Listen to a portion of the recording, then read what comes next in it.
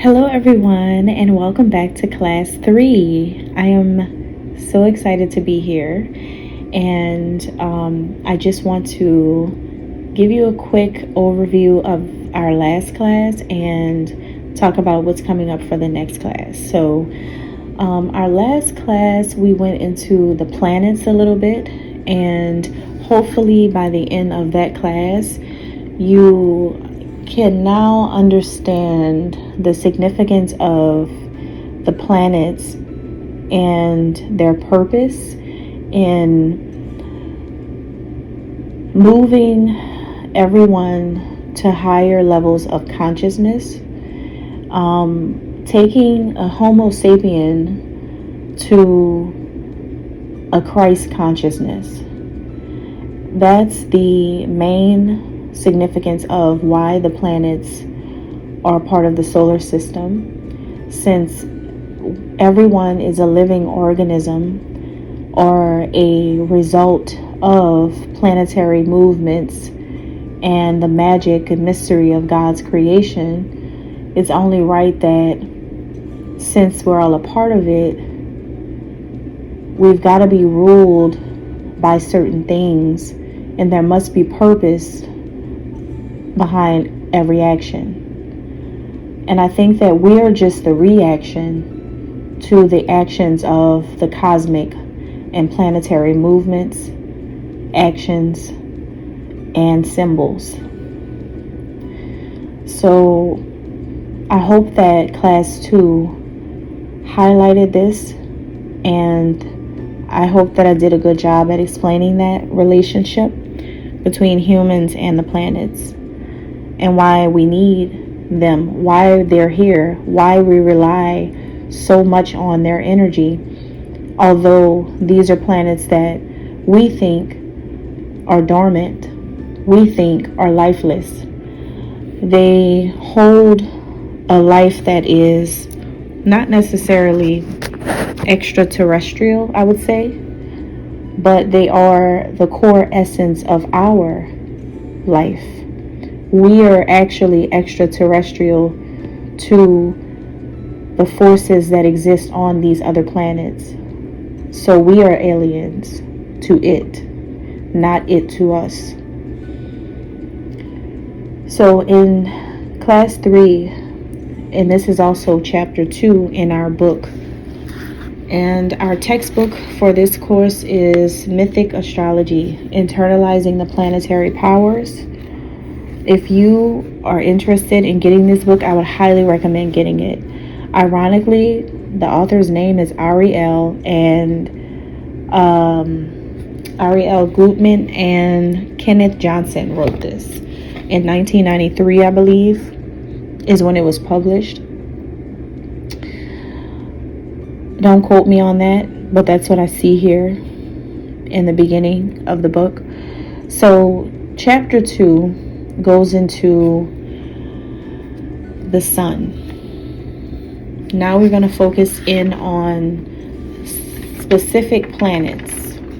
And the first one, probably the most essential or vital planet for all human life and all life that exists on Earth, including animals and plants, trees, everything, the sun. So remember that balance that we were talking about in the first and second classes. That balance is required in order for life to survive in its own existence. It is the balance that we need in order for us to have a whole human experience. Going back to the Vitruvian man, the perfect man or woman, the perfect human. The perfect human consists of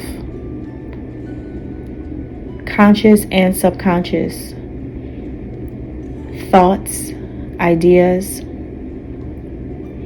The seen and the unseen are what triggers us, guides us, motivates us, and helps us to survive, which is why there is a such thing as evil and there is a such thing as good. Since this world was created on duality, dark and light, heaven and hell, subconscious and conscious, since the world has been created with this type of balance, and since we are reflections of it, of this universe, then we must too embrace both shadow and light aspects of our being. The sun is at the center of all planets.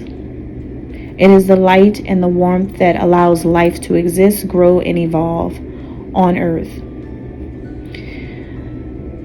The first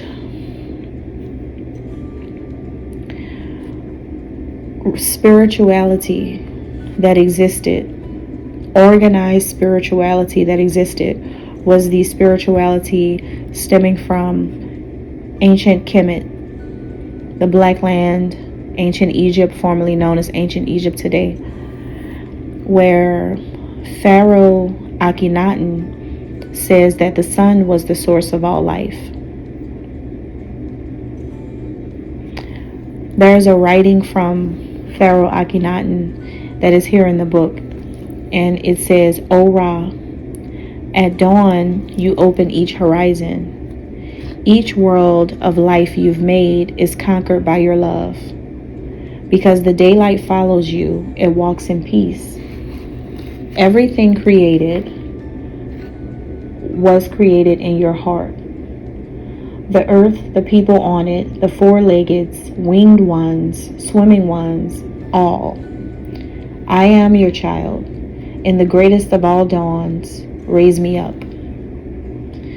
This is very important, and it's crucial to what I had taught yesterday in class 2.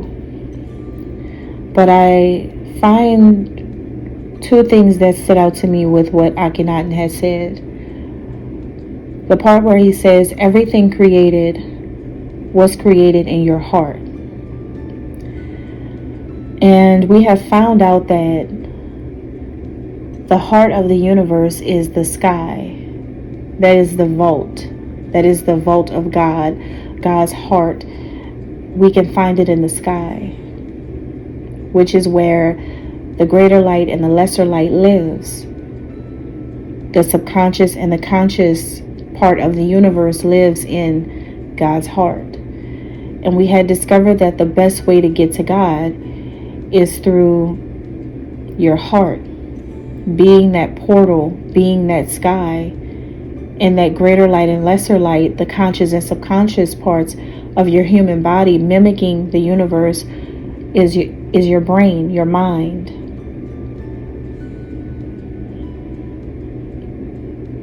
So your heart allows you the access to reach God in its fullest capacity, which is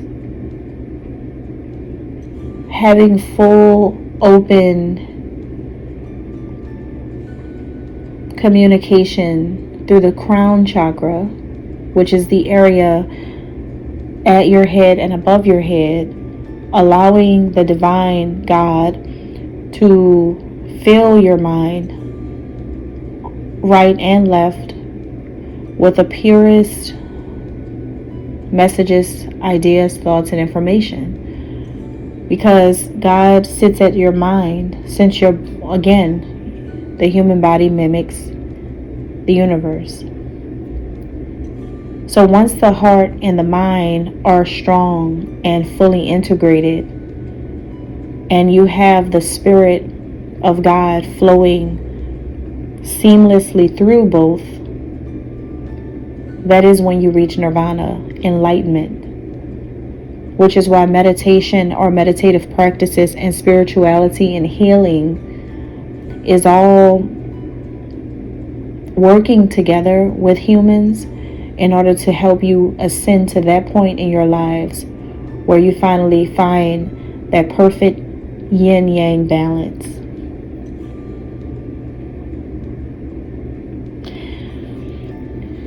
In chapter 2,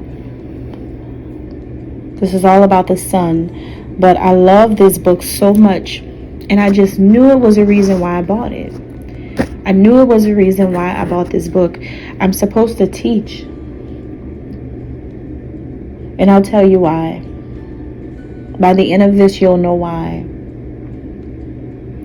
But most importantly, I want you to understand the vital energy of the sun in a different way than you may think for some of you. In this chapter, it goes into Roman and Greek gods of mythology. I love this book. It goes into not just Egyptian history, but Greek and Roman concepts and different theologies, different religious belief systems, ancient text, sacred information. It goes into a little bit of everything in every chapter. I love it. So it gives you a full idea of what was happening before you existed, in the origin of these ideas that we live with today.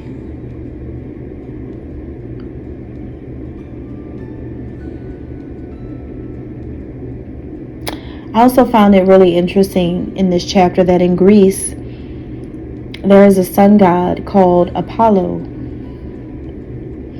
But we know that in ancient Kemet, a sun god called Ra. This sun god called Ra came before the Greek god Apollo. But remember, going back to class 2, you had learned that what Greeks believe was just an imitation of what the ancient Cometians believed. It's just an imitation. It's just a sharing of information. It is just an inspired mythology. But they work together because the ancient Greeks learned from the people of the land of Kemet. And then the Sumerians, we have the people of Mesopotamia and all of that. It's just like this ongoing replication of the same people, but just taken in different ways according to one thing that has created change for every civilization, even up until today. And that is time. Back in ancient times, they even named time Chronos, the god of time. However, that is still an inspired name taken from the idea of the supreme God, the ruler of time, God itself. But remember, as the world turns and all of these many civilizations build, then throughout time, people start remixing everything. And then we have all of this piled up history, which are the same thing, but is meant to confuse you and make you lean more toward whatever you choose. Because when the people were separated due to wars and discord and dislike, then you have to decide what is the truth for yourself. But if you really pay attention, no matter what you believe, everyone has agreed that there is a supreme deity in all civilizations. The supreme still gets the same honor and respect no matter what your skin color, no matter where you come from, no matter how much you know, how much you don't know. It has been agreed upon that God does exist. And that's the important thing that we all know.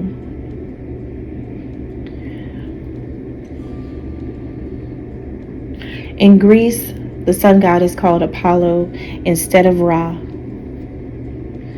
But it's interesting that at the temple at Delphi, there are 2 lions. And we know today from astrology that lions represent the sign of Leo. So there's these two lions, which are emblematic of the sign of Leo, which guard Apollo's shrine.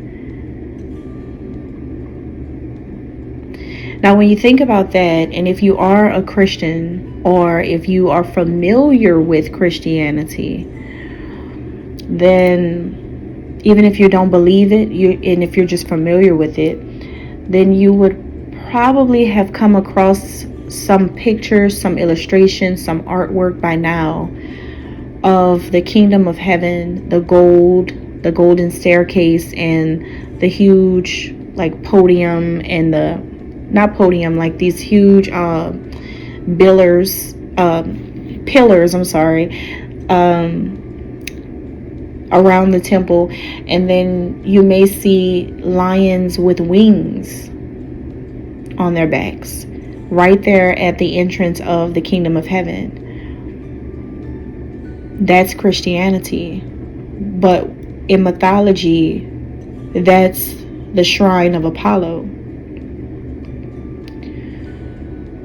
About when did the Christian concept come about, and about when did the Apollo concept come about? And then were they both after the Egyptian civilization? And the answer is yes to that. But then you have to look at, okay, which one of these came first? Was it the whole Greek mythology, or was it Christianity? Well, what I can say is Greek mythology technically came before Christianity, because the timing of everything. Christianity was inserted into what was already going on. And what was already going on was you had the land of Kemet, and then you had the land of Greece. You had everything, the beginning of civilization was in the Middle East. Whether it be Africa, or it be over in Jordan, Jerusalem, over there, Saudi Arabia, all of that, Greece, Asia, India, like, this is where everyone dwelled first, the motherland, and then extended into other parts. So you have like this core place, the Middle Eastern region of the world, and you have this Mediterranean Sea right there, and everything along the Mediterranean, that's like original holy land.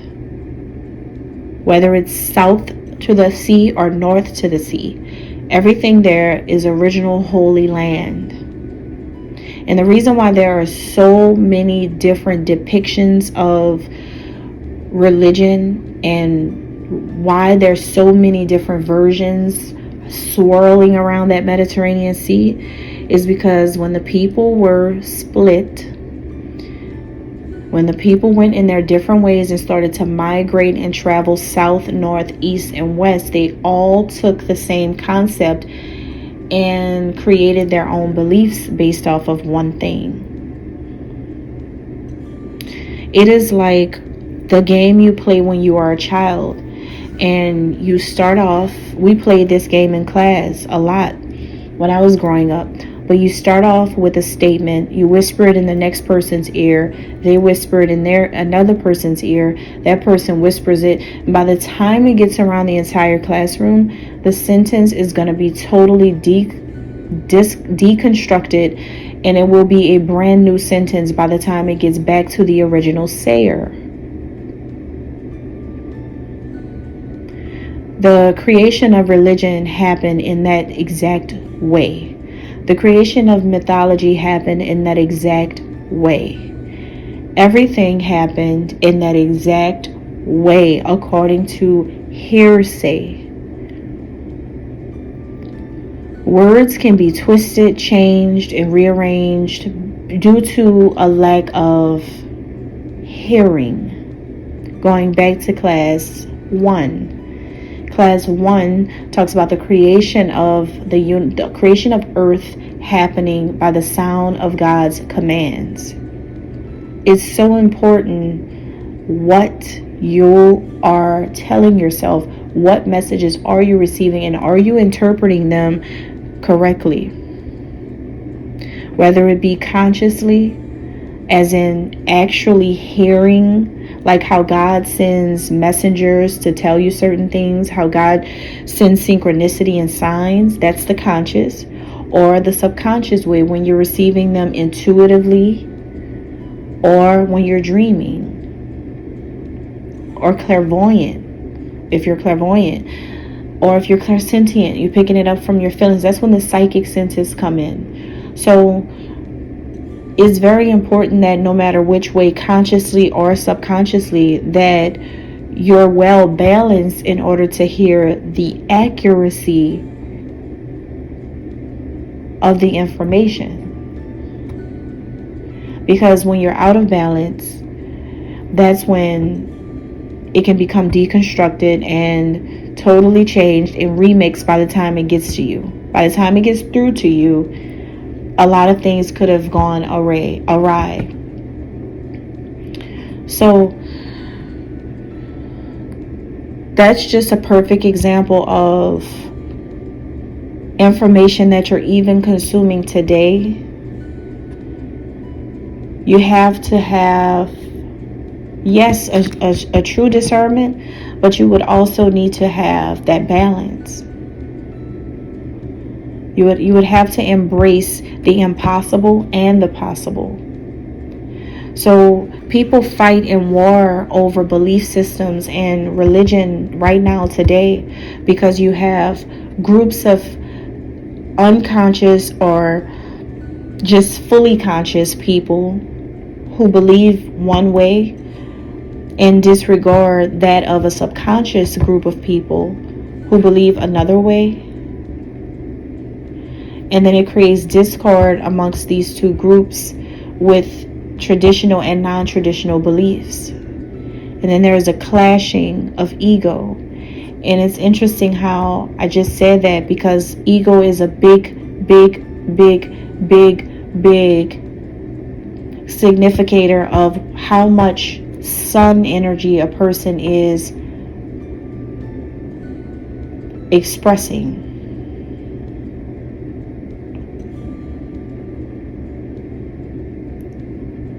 So we're going to get into that in a second, but I want to go back to Apollo.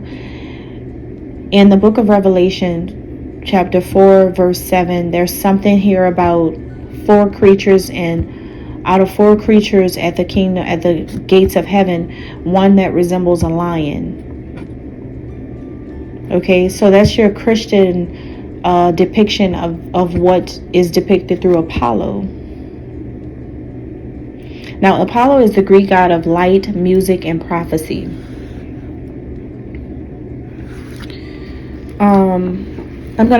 Let me turn to the back of the book. The back of the book is page 369.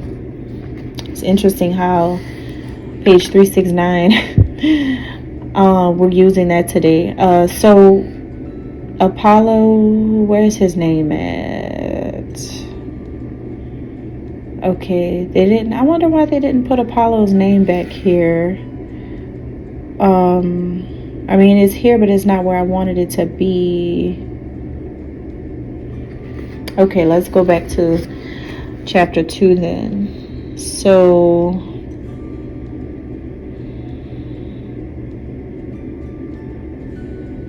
okay, here we go. I want to say these are Roman. I want to say that Apollo is the Roman name for, I don't know, but I know that Apollo is a part of the Greek pantheon. Okay, that's what we know. So listen, Apollo is the Greek god of light, music, and prophecy, mainly, and other things as well. Now, if you think about that, light, that's the sun. Okay, music, that's the sound. And prophecy, that's the gospel, the word. That's predictions. That's psychic. That's all of the things that God does. The God that we know.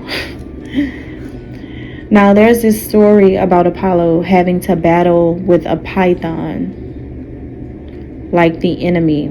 And he wound up slewing it, like he slew the python.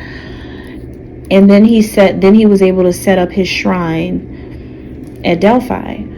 Once that happened, he set up his own victory. Now, the python can very well be the enemy.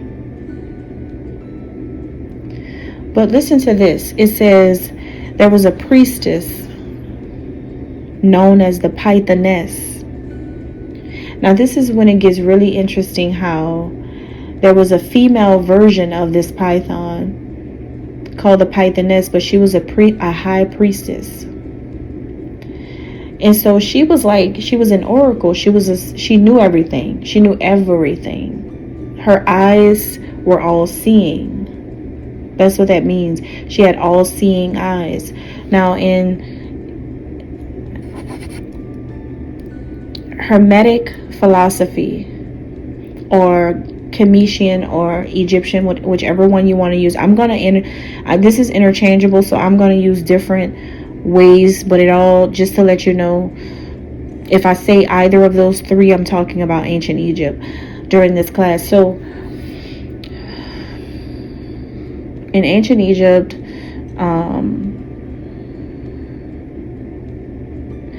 you have a prophetess, an oracle,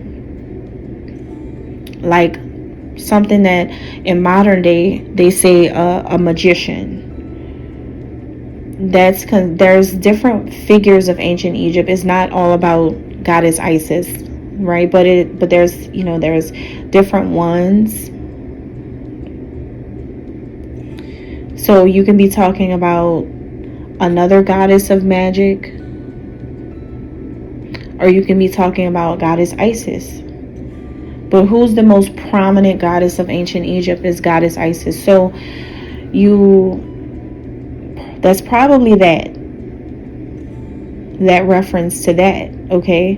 Which that reference is also a reference to Ishtar of Babylonian times. The stories are similar. You just have to connect all of the dots yourself, and you're going to always find that this is talking about one type of person in every story. It's just, once again, stories got created out of thin air. But they stick to the same type of facts. You can see all of the facts in it. But that's what happens when the story circulates. Once again, by the time it gets back to a writer who decides to write about it all, he's going to have a few things all mixed up. And that's the information that you're pulling from books now. People all over the ancient world will go and visit this prophetess, this famed oracle, this all-seeing, just like the feminine version of Re. The feminine version of Ra is called Re. The female version of the sun god is called Re. Just like how they tried to depict this in Greece, where Apollo had a feminine version of a python right by his side, where they both told prophecies and provided spiritual oracle messages to people coming from all over the place, coming straight to Delphi to receive these messages. It's not saying that Apollo and this prophetess are not connected to ancient Egypt, and one is right and one is wrong, and one is white and one is black, so black has to be a lie and Greek has to be true. Nope. What it is saying is that this story has been adopted by people who received the information at a later time, who made the story whatever was relayed to them about it. And because the Greeks were students of the ancient Egyptians. It means that they were taught to be in the image of the ancient Egyptians. So they became their own gods, goddesses, and queens and things like that. And they took on that type of energy because they learned things. They knew how to. So the ancient Egyptians taught them how to open their third eye. And then they felt that, well, if we have gained access to this type of access, then yes, we are gods too. We're gods too because they're gods. We're learning from them, so we are too. We're in the image of gods, so we should be gods too. So that is where this whole gods, multiple, many of them all over the place, all of this is coming from the concept that if you are in the image of God, then you must be one. Inscribed on the temple gates at Delphi, you have know thyself and nothing is in excess.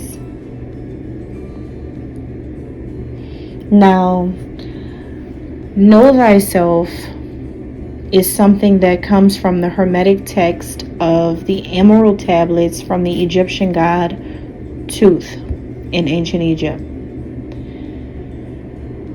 Now, know thyself were words that Thoth did not exactly say, but said something along the lines of this. But by the time it got to the Greeks, they, of course, you remember, the story gets a little twisted by the time it reaches the right ears. And nothing in excess, this is all created by the Egyptian god Thoth, which has ironically the same purposes as they say Apollo does. They say that Apollo is the god of light, music, prophecy, science, mathematics, archery, and is an oracle, and is a god of medicine as well, right?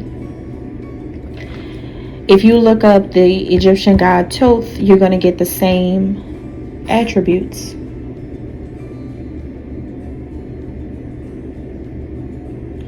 So you tell me if today you're going to decide that Apollo and Thoth are the same, or if maybe you're going to believe that maybe Apollo learned everything he knew from Thoth.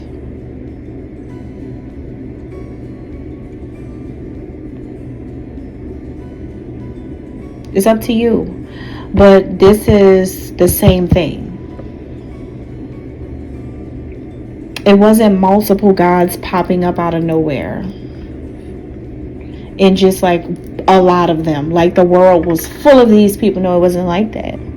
It was not like that. But that's the beauty of teaching. Going back to what I had said in the very beginning of this class. I said I got this book because I'm meant to do this. This is a part of my purpose. So the beauty of teaching things is so that your legacy can live. Your legacy will never be forgotten because you've made such a huge impact on a lot of people. And although they will do things like remix it, they'll try to make it their own. They'll want to be like you. They'll be inspired. I've been going through this my entire life. Life after life after life. This isn't the beginning of my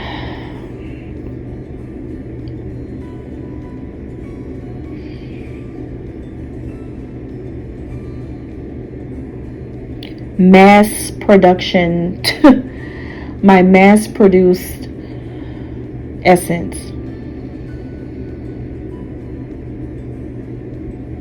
This is just one of those days. But sun gods represent the will or sense of purpose, which then creates a balance between life force and the purpose that directs it. One more time. Sun gods represent the will or sense of purpose, which then creates a balance between life force and the purpose that directs it.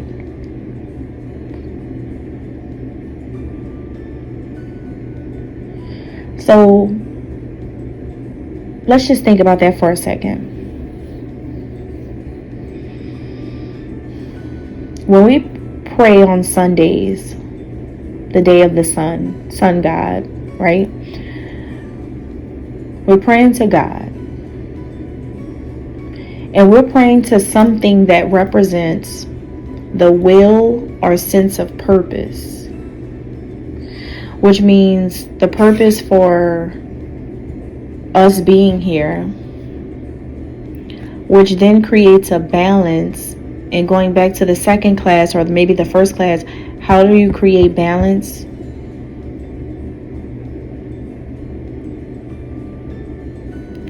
By your ability to receive messages from the divine, subconsciously and consciously. So when your purpose brings you that balance between both sides,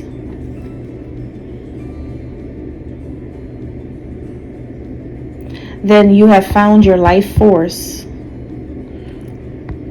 which is your vitality, which is the sun, which is God. Just like I said before. See, these are all things that you've learned from me before I even saw this in the book. I'm just making the book make sense according to what I'm teaching. But the book said this, and this is what I said.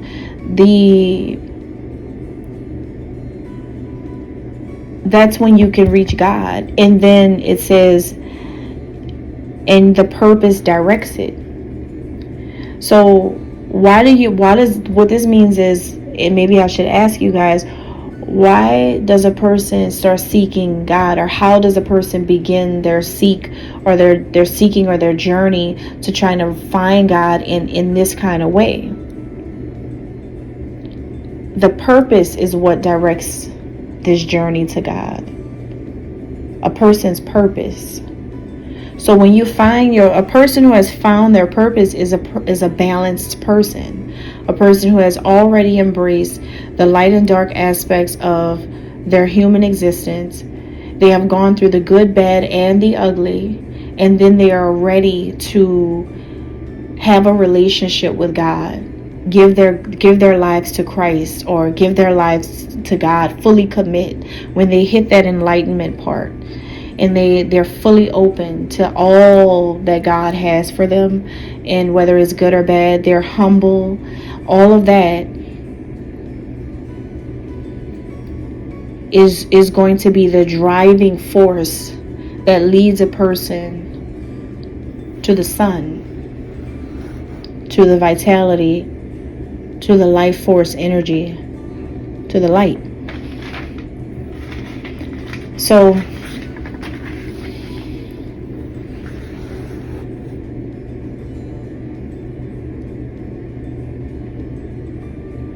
nothing in excess means everything in balance. And that's what 𝑂�𝁈𝓆𝑣𝋯𝓀 or Apollo finds to be very important words in your life.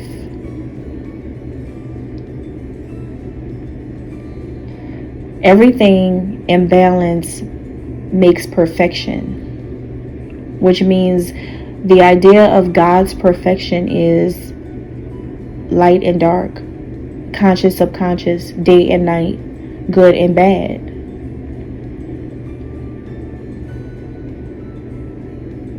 That's God's perfection.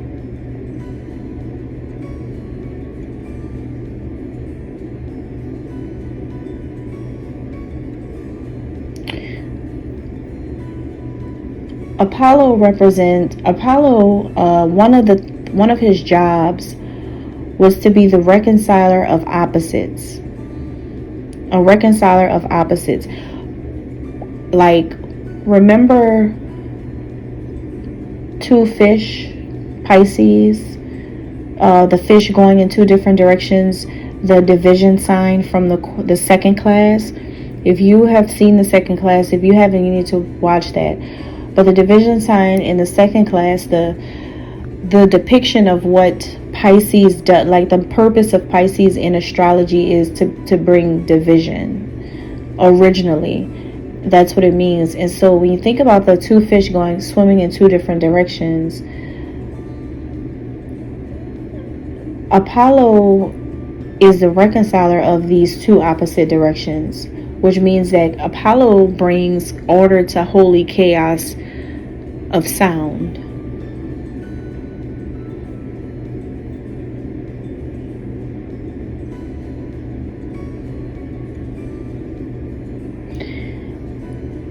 There's another god from Mesopotamia who did the same thing. This god is called Shamash. Shamash is a Babylonian sun god who stands between two mountains, symbolizing the polarities of consciousness. Do you see how, once again, every civilization has a different way of putting the same people in their roles? It's the same people, but different names, different depictions, but it's all the same. If you really break everything down, it's not multiple people. Is not, I mean, it is multiple people technically, but it's not original multiple people. It's like an original and then like a whole lot of replicas. So you can see how Apollo may be a replicated version of Shamash too. Because, see, this sun god stands between two mountains, symbolizing the polarities of consciousness, conscious and subconscious. The sun reconciles the opposites and serves as the central point or balance between the yin and yang of life. It's blowing my mind how I said this before the book. Like, I have not read this chapter in this book until it was time to provide this class. And when I saw this, I was like, that is exactly what my class 2 was about without me even seeing it. And that's exactly true. The vital force of the masculine principle is yang. If you look at the sign of Cancer or the yin yang symbol, that yang side represents the light, the conscious part of your mind. That is a masculine attribute. The sun is masculine. So when we think about God as the sun, we have to know that that's connotating God as king. Leo, the lion, the king of the jungle. God, the sun, the king of heaven. So since you mimic the universe, how does the sun show up in your body?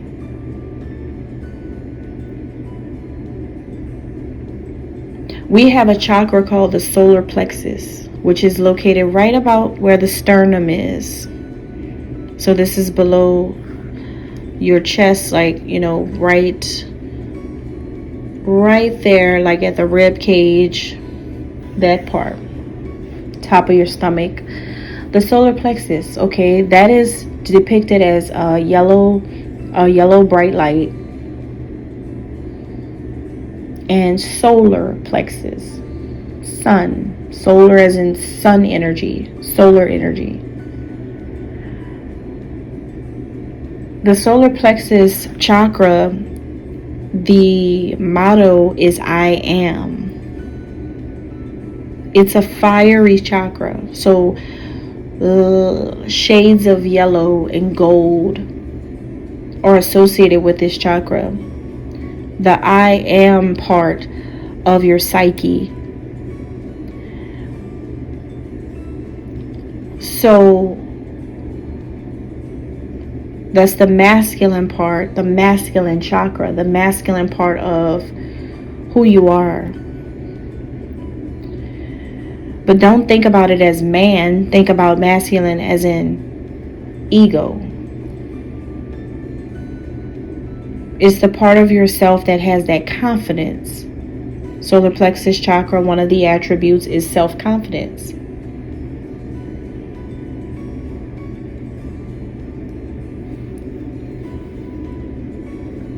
Your eyes are like the sun as well. Your eye has a connection to light. Your eyes are sensitive to light. Your eyes has something in it that can help you see color.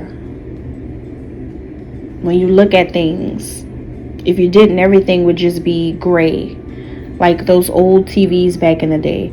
But we've got color TVs going here for the majority of us. So it's interesting how the eyes and the solar plexus would be like the sun in the universe on the human body.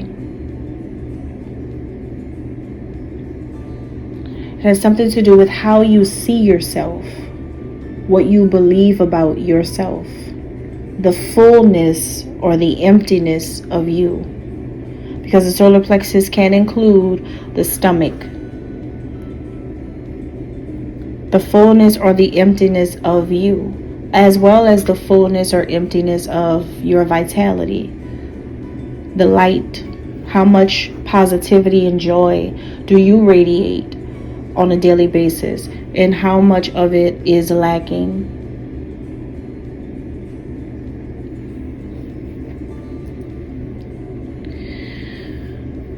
And when it comes to your eyes, it's like they have no choice but to see light if you are healthy, right? They have no choice but to see. If you're like, normal and you have your vision, that's what I mean. Right? Which means that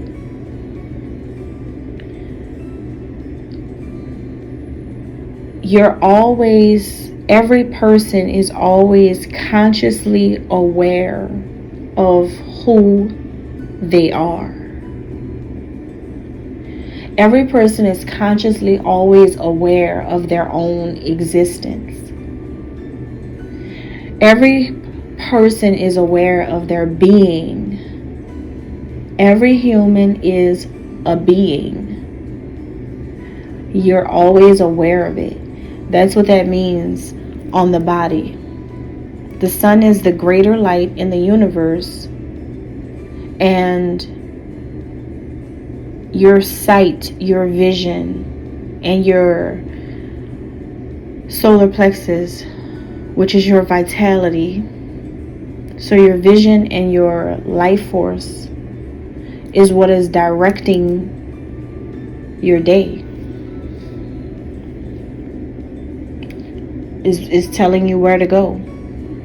That I am. Whoever you think you are, whatever you see in you,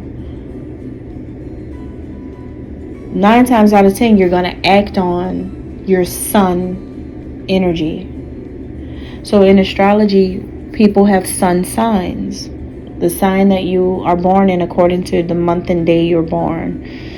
So let's just say you are a Leo sun sign.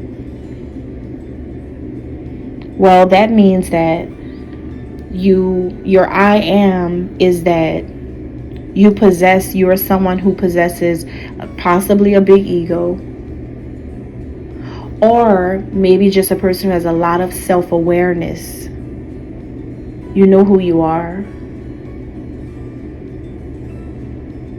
And your vision for your life, your personal vision, may just be to always enjoy life. So you already naturally have a purpose for existing according to what sign, what planet rules you. Everyone has an innate purpose or a conscious purpose for the reason why you're born. All you've got to do is look at what planet is ruling the sign you're born in. What planet rules your sun? And that's your innate purpose consciously. To find, but on a human quest, everyone's trying to find the subconscious purpose of their life. The purpose that you've got to forge for, you've got to try to search for, the purpose that you need, that everyone's trying to locate. The one that's not so obvious when you arrive here on earth. So that purpose is the one that becomes fully emerged when there's a unification between the masculine and the feminine qualities of yourself. Soul and Luna coming together to create that balance.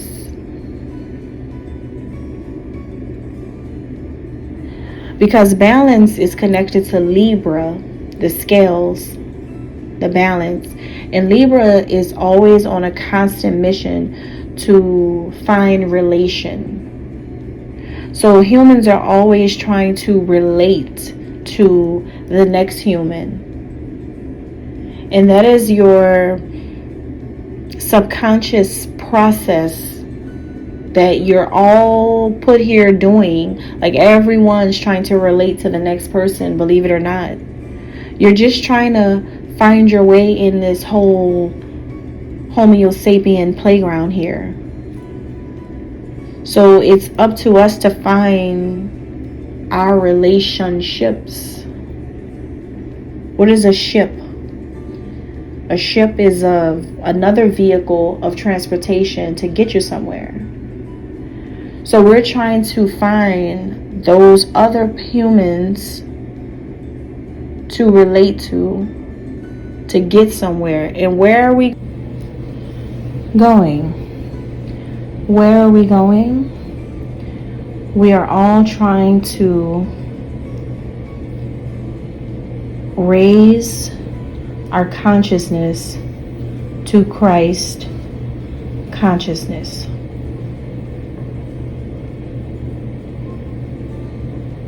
So another thing about Libra representing balance, you have to remember that the sign of Libra and the sign of Virgo were the two zodiac signs that were not included in the zodiac. In ancient times, there was no such thing as a Virgo, no such thing as a Libra. And you'll see its truth, my truth in saying that, and history's truth, because if the word zodiac means circle of animals, then why is it that Libra represents scales and Virgo represents a woman? That is because they were not a part of the zodiac wheel. Now you may say, well, what about Aquarius, which are the waves?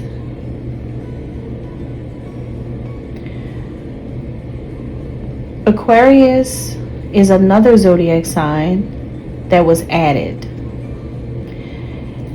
There were so many changes to the original zodiac wheel that I don't think people know about.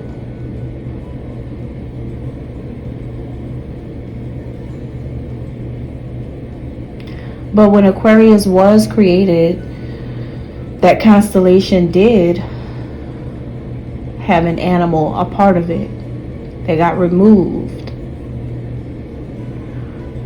𝓂𝓁𝓆𝓀𝓀𝓀𝓀𝓀, like a thing of water. So what mammal would be a thing of water that accurately describes Aquarius? And I think for this class, that's going to be homework. You have to look at the attributes and qualities of Aquarius, what it means, and you'll find it, and you'll begin to think about it that way from this point forward, because you'll find the mammal that directly represents the sign of Aquarius that was removed, which is why you only see the waves. And if you get it right about who removed it, you'll get an A for this class. So the fact that Libra comes in out of nowhere with these scales to bring this balance, which the sign of Libra is very important now to astrology, because it does need balance. You can't just have all these animals or these living things in this circle doing what? What's the purpose? What's the purpose? That's when Libra comes in and says you need balance, which is why some people will say that Libras, if you're born under the sign of Libra, then this means this sun sign is one of the weakest. That sign and Virgo are two of the weakest zodiac signs when it comes to relating,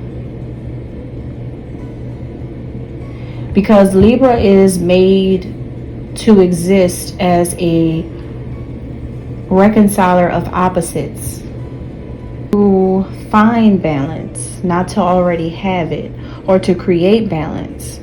So that is why when your sun is in Virgo or Libra, they say that you either have no time to relate to others or you're self-absorbed, which means there's a big ego.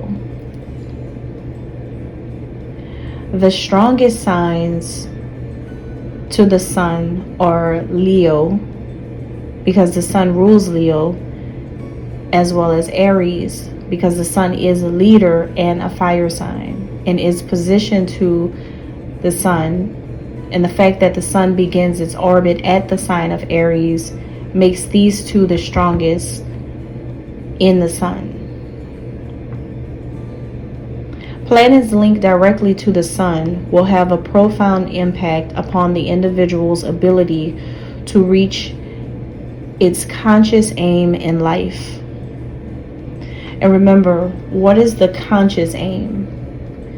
The innate ability to do a thing, the innate purpose that every human being is born with, according to what sun sign, what planet rules their sun sign. So the fact that Aries is a planet that is ruled by Mars, a strong planet, and Leo is ruled by the sun. The sun begins its orbit at Aries, which means that Mars is the planet that represents warriorship, strength. In traditional tarot, Leo is represented as the strength card, but Aries is represented as the emperor. So they both represent strength, but Leo has the more stronger connection to the sun in traditional tarot, because the sun is the ruler of Leo, but Aries is the actual vessel, the physical incarnation of what the sun is. So Leo would be the thing itself, and Aries would be the physical manifestation of the thing, the God. Which is why, again, going back to the time, your clock, 1 o'clock, the leader is Aries. That is the physical manifestation of God, the sun, in a vessel. And Leo is the king. So that means that it's only right that you have Leo and Aries connected to the solar plexus chakra, the sun of the body. And Leo is the vitality of life, and Aries is the leader of it. So if you have the vitality of life and the leader of life, you've got yourself God, the supreme. So that's why Aries and Leo are great, like friends, great partners, great business partner, like great everything together. And that's the way that they are supposed to be, because the compatibility is extremely high due to not just them, the two of them being fire signs, but the two of them being of the sun,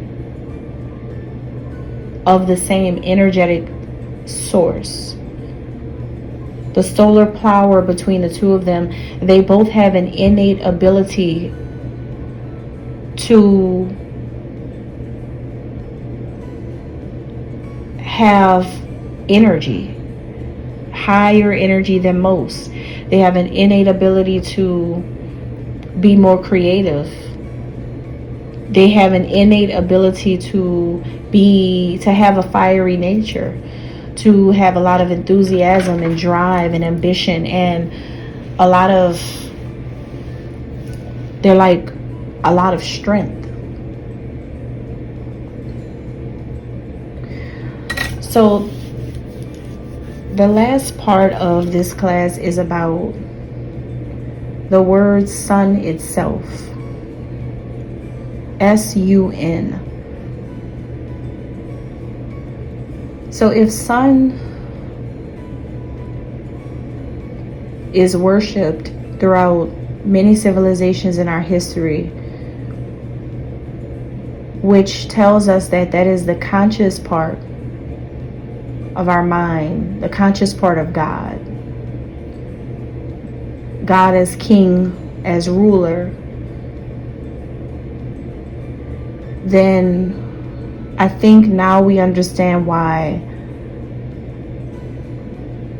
sun is also sun. S-O-N. The Son of God. Son of the sun. The Son of the sun. These words look just alike. It's just that one's it's got a U in the middle of it, and the other one's got an O in the middle of it. But and it's interesting how S-O-N, it means, you know, the child of a father. And S-U-N is a symbol of the Father, the Supreme King, which means that the Son of God is all mankind. All mankind. Human. All human. All mankind. A hue is a shade of light, or shade of color, shade of light. That's what a hue is. So humans they come in different shades, different colors, but humans are only hues of this life force from God. Everyone, male and female, are considered sons of God. Son of a sun. Everyone's the son of the sun. Sun being the symbol for God.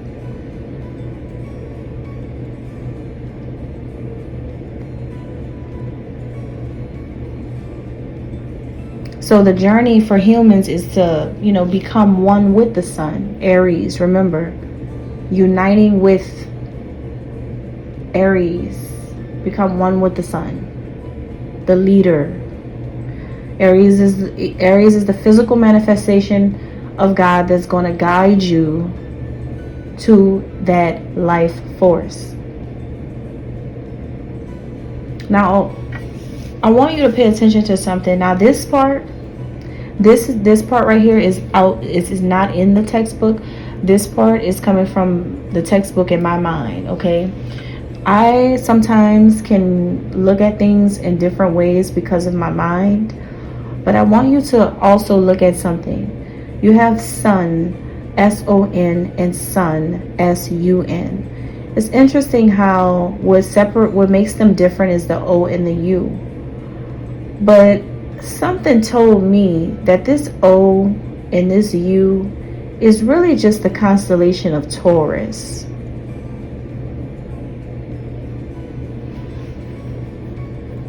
You get you a pen or pencil or a piece of paper, and you look on Google and you look at that constellation of Taurus, the symbol of, let's say, the symbol for the sign of Taurus,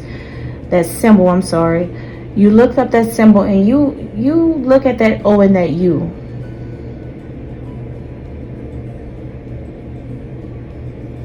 Now, why is that? It feels like this just tells us that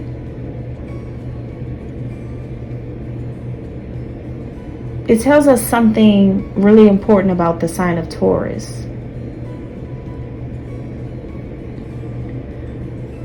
Taurus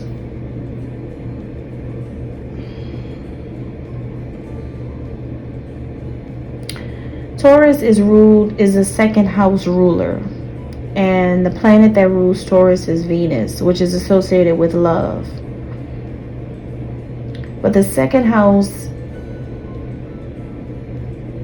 the sign of Taurus, it represents fertility and other things too. But fertility in ancient times, Taurus in ancient times represented fertility. And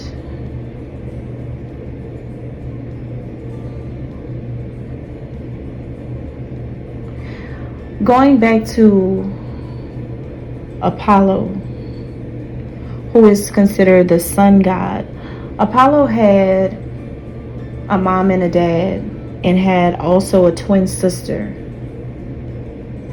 named Artemis.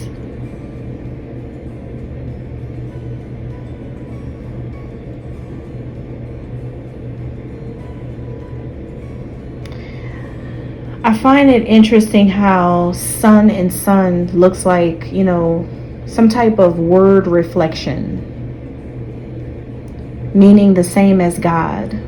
Either way, the same as God, a reflection of God. There's a lot of wordplay here. Now, the bull is the animal connected to the sign of Taurus. And the Apis bull in ancient Egypt, it was a symbol of fertility, regeneration, the cycle of life, and death. So a lot of sacrifices were made with bulls in ancient times. It's in the Bible. There's a whole lot of talk about bulls being sacrificed in the Bible. And there's also a lot of talks about the Son of God being sacrificed for our sins, right? In ancient Egypt, the Apis bull was worshipped. And when it became sacrificed, the Apis bull actually became sacrificed and went to live with Osiris in the underworld. And became even more worshipped and praised, as seen as a sacred symbol of this fertility, regeneration, and life and death for the ancient Egyptians. In the Bible, the same thing. It became that symbol once it became sacrificed.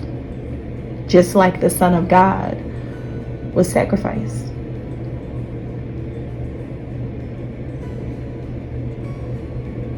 The Apis bull in ancient Egypt was also involved in prophecy and was seen as an oracle, just like they say Apollo was.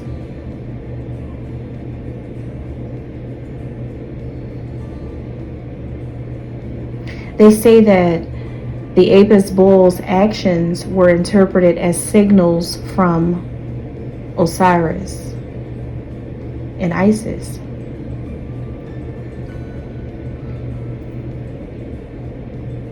The same thing that they said about Apollo.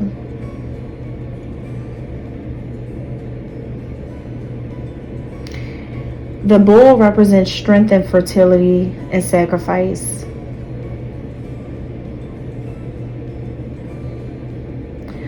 Apollo was the son of Zeus and Leto, or Leto. These are gods, right? Zeus is said to be the father of all gods and humans. And Leto, or Leto, I like to say Leto, okay, is the goddess of motherhood and humans. These two counterparts were like creator gods, the same way that Osiris is the father of all gods and humans, and Isis the mother of all gods and humans.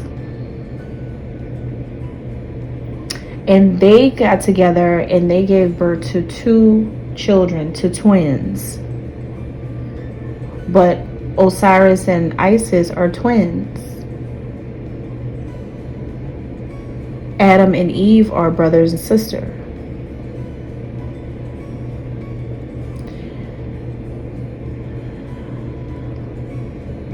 The Romans called Leto 𝓂𝓁𝓆𝓀𝓀. Now you know, 𝓂𝓂𝓆𝓀𝓀. This is ghetto already, okay? So it's like, basically what I'm saying is, I say all of that to say that this is just story that comes from an original story that's been changed a whole lot because everything got lost in translation or imitated. It's interesting how these twins were born under the influence of the planet Jupiter. And anything born under the influence of the planet Jupiter means that destiny is at play.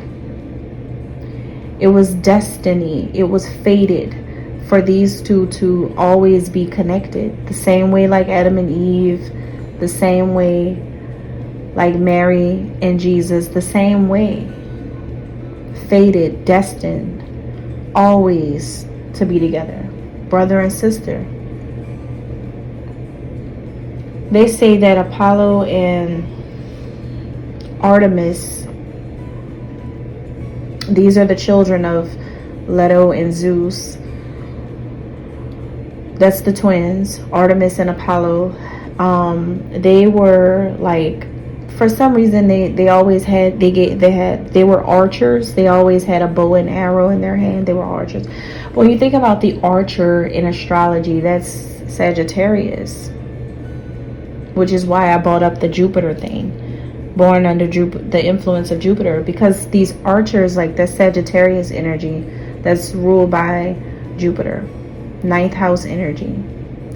Now Jupiter, 9th house, Sagittarius, this is all about higher learning and higher spirituality, higher levels of spiritual information and higher consciousness, a whole lot of cosmic involvement, cosmic information, which means that their jobs were to possess these qualities. They were born with these qualities, and they were gods because they were the ones who possessed this higher consciousness, this Christ level divinity. So they were born to be teachers of these things, which is why Christ had such a hard life trying to teach and trying to help and heal and like teach people all of these things. That's why the sacrifice of Christ was so detrimental to human life, because God was born. A form of God, Christ, was born and was put here on this planet to do great things. But the twins, they say Artemis and Apollo, were born with these archers because their mom and dad already knew that they were going to come into this world having to be warriors. Although their purpose was that of Jupiter's attributes, but they came into the world with qualities of Mars attributes as leaders, warriors, with their archers ready for battle. So they had a dualistic purpose.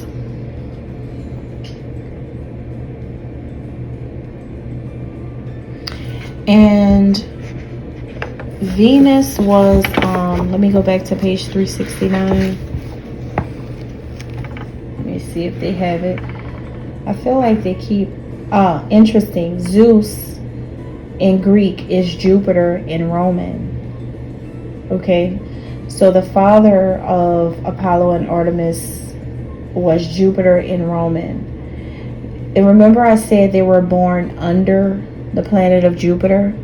And if they're born under, that means that they're the children of Zeus. And that's why they had these archers. They were called these archers, and they had this bow and arrow because of who they're born under. Their father in Roman is Jupiter. And Artemis is Diana in Roman, and Apollo, see, they don't have the Apollo equivalent in Roman in here. I'll have to Google that and see what Apollo's equivalent is, or you guys can look that up.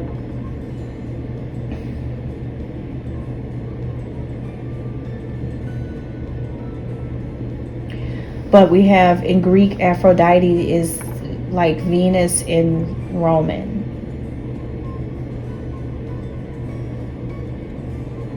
Taurus is ruled by the planet Venus, right? And we are going to get into Aphrodite in a course later, not at this time, but we are going to talk about that a lot more. Because Aphrodite too was known as having the same qualities and attributes as Leto. Love, motherhood, children, all of that.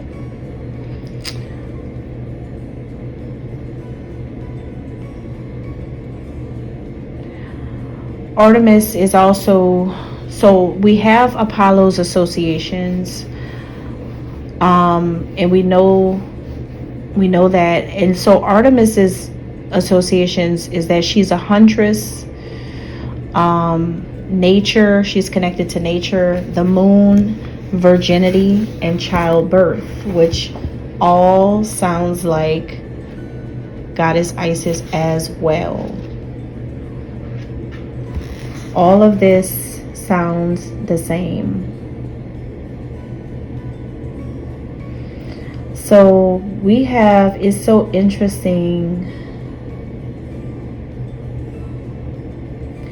It's so interesting, these connections that we have here to look at with different civilizations and in different eras and different groups of people who named their gods and goddesses different things, but it's all like the same thing. It's just changed. And but it's the same story, and no matter what, God is still acknowledged in like almost all of these stories. So I think that to end the class would be, since we were looking at the sun and the purpose of the sun in human life, I hope that you guys, what you guys take from this and understand is that the sun is the reconciler, whether it is the sun of God or the sun in the sky. the sun, whether it is the light or the light inside of the physical manifestation of God, is the reconciler between the opposites and serve as the central point or balance between the yin and yang of life. If you feel that you are someone who is chosen, or if you feel like you are anointed or really, really special, then that means your subconscious purpose, your purpose that is not innate, is to reconcile the opposites and serve as a central point of balance between conscious-minded people and subconscious-minded people. So if anyone was looking for their purpose, I think that you have just found it. If you strongly believe, or if you strongly know that on your journey you have gotten to a point where the only thing for you that is left to do is to reach this enlightenment, then you have come to the right place, because I think that you know now what you're supposed to do. So you're about to find your balance. All right, so that's the end of this class. We are going to be looking at Mercury, I believe, next. Where is it?